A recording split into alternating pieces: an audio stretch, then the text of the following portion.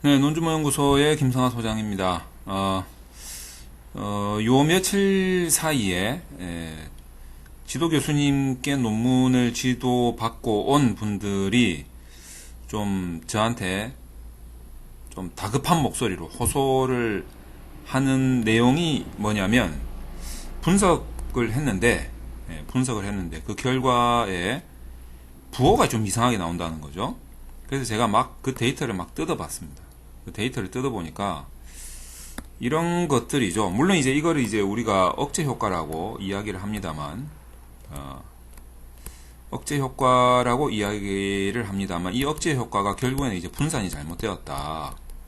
그래서 분산이 잘 못되었다라고 이제 주로 많이 이야기를 한단 말이죠. 그러니까 뭔가 여기 보세요. 이게 잘못 뭔가 안 좋다라는 느낌이지 않습니까? 뭔가 잘못됐다, 안 좋다라는 느낌인데, 제가 요번에 이제 뜯어본 데이터를 보니까 분명히 억제 효과가 나타나긴 했어요. 그런데 이게 잘못이라는 그런 표현보다는 오히려 저는 이 데이터를 믿어야겠다.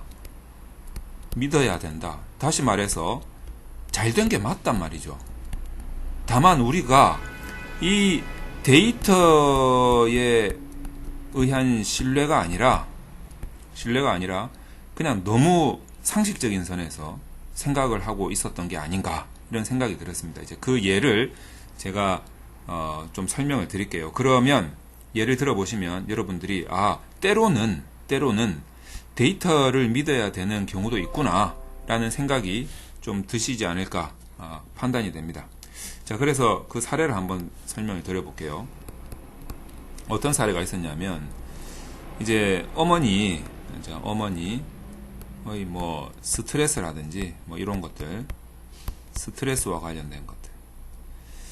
그리고 이제 또는 이제 이런 스트레스로 인해서 다른 어떤 외현적인 부분이 나타나는 거죠.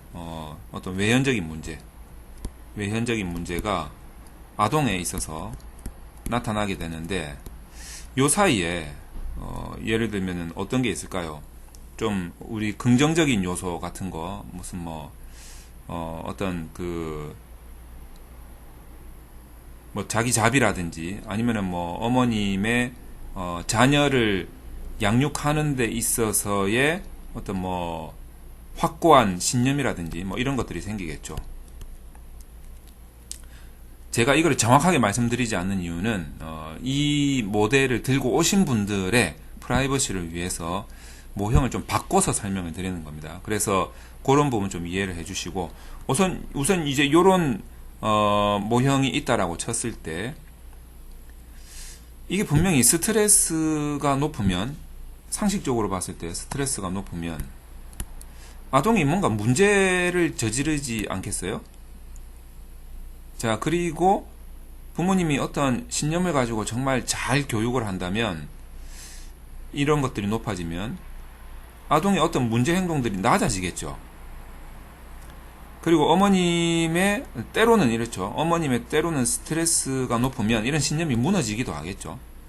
이런 부호들이 나타난다고 했을 때 우리가 이것을 어떤 기호로 이렇게 플러스, 요렇게는 마이너스, 요렇게는 마이너스, 요렇게 나타낼 수가 있겠죠. 그런데 이 부호가 예를 들어서 여기에 들어가 있는 이 부호가 어떻게 나오냐면 플러스로 나오고, 그리고 여기에 있는 부호는 뭐 마이너스 그대로 나온다.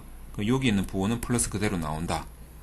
따라서 이 스트레스와 어떤 양육을 하고자 하는 어머니의 신념, 뭐 이런 부분들, 좀 긍정적인 요소들이 플러스로 나오는 경우가 있어요.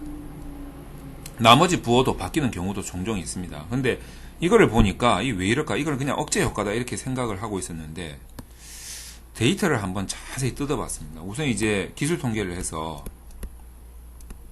평균을 내봤거든요. 평균을 내보니까 어머님의 스트레스가 대부분 낮아요. 그리고 이런 신념도 좀 낮아. 그리고 아동이 뭐 문제 일으키거나 그러지도 않아. 대부분 낮은 가운데예요. 그러니까 보통보다 낮아요. 이게 3점보다 5점 척도면은 3점보다 낮단 말이죠. 그러면 이 안에서 놀고 있다라는 거예요. 데이터가. 다시 말해서 매우 아님에서 아님 사이에서 놀고 있다는 거예요. 즉 결론은 스트레스도 안 받고 이런 신념도 뭐 그렇게 대부분 높거나 그러지도 않고 아이들이 문제를 일으키지도 않는 대부분은 이제 그런 상황이라는 거죠. 그래서 이런 상황에서 이런 상황 안에서 지금 매우 아닌가 아님 사이에서 어떤 그 분산들의 변화 또는 분산들의 방향이 이루어지고 있다는 거죠. 이게 의미하는 바가 뭘까 고민을 해봤습니다.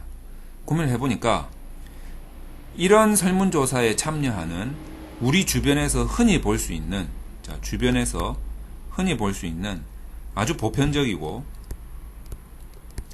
아주 평범한 가정이라는 거죠. 그런 가정에서 어머니들은 어느 정도의 스트레스를 받지 않으면서 이런 아주 기본적인 스트레스조차도 받지 않으면서 자식을 키우지는 않는다라는 거죠. 근데 이런 스트레스를 굉장히 평범하게 생각하고 있다는 거죠. 보통 수준으로 생각하고 있다는 거예요. 그런 어머니들이 굉장히 많다는 거죠. 그리고 나서 이제 스트레스 조금 더 받는 어머니 조금 있고, 난 스트레스 하나도 없어요 하는 어머님들도 계시고, 하지만 대부분은 이런 스트레스를 아주 평범하게 생각하고 있다. 이렇게 이제 볼 수 있지 않을까. 이런 생각이 듭니다. 그리고 어떤 아이들을 키우는 신념이라든지 이런 것들도 뭐 무지막지하게 높다거나 그러지도 않고 신념이 하나도 없어요. 그러지도 않다는 거죠. 그리고 아이들이 문제를 일으키는 행동도 평범한 가정에서는 아이들이 막 골 때리는 문제를 일으킨다거나 아이들이 완전히 막 천재적인 아이들만 있다거나 그런 것도 아니라는 거죠. 따라서 기본적으로는 스트레스가 높으면 이런 아이들이 문제 행동을 일으켜야 되고 어머니도 어떤 신념이나 이런 것들이 뚝 떨어져야 되고 뭐 이렇게 나오는 게 상식적인 것 같지만 우리가 일반적으로 볼 수 있는 주변에서의 보편적이고 평범한 가정에서는 누구나 다 아주 적정한 정도의 스트레스가 긍정적인 효과를 가지고 있고 그래서 그 긍정적인 스트레스가 아주 평범하게 작용을 해서 어머님들이 거기에서 행복을 느껴서 아이 키우는 보람이 있구나 라고 플러스의 관계로 작용할 수도 있겠다라는 생각이 들었습니다. 자, 그럼에도 불구하고 아이들이 문제를 여전히 일으킬 수도 있고 뭐 안 일으킬 수도 있고 그거는 우리가 보편적으로 봤을 때 정말 심각한 문제라거나 아주 뭐 전혀 심각하지 않은 문제다 이렇게 볼 수는 없다는 거죠. 조금씩은 다 걱정거리를 가지고 살고 조금씩은 다 문제를 일으키면서 그 안에서 긍정적인 스트레스를 받으며 그것을 행복으로 여기는 게 우리 주변의 보편적이고 평범한 가정의 어머님들과 그 아동들의 삶이라는 거죠. 그래서 이런 것들이 설문조사를 누구를 대상으로 어떻게 샘플 추출을 하느냐에 따라서 부호는 바뀔 수 있지 않는가 이 데이터에 의한다면 이라는 조건에 한해서 억제 효과가 분산이 아니라 그것이 이 데이터 안에서는 맞는 효과라는 거죠.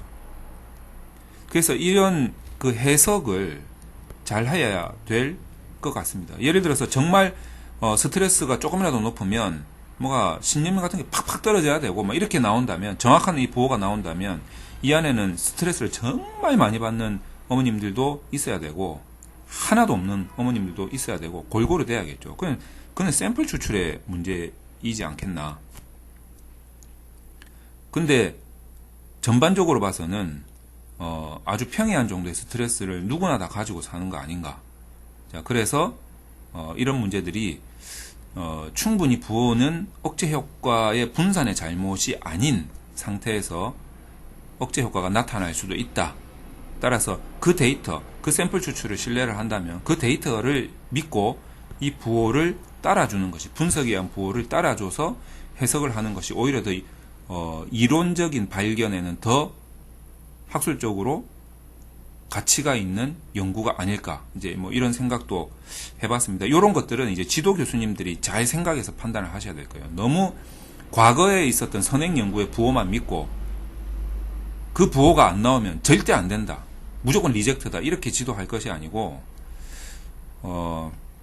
이게 분산의 잘못이 아니라 실제로 우리 주변의 보편적이고 일상적인 상황에서 샘플 추출이 된 것이라면 그 데이터를 신뢰를 하고 이 결과를 받아들일 수도 있어야 된다.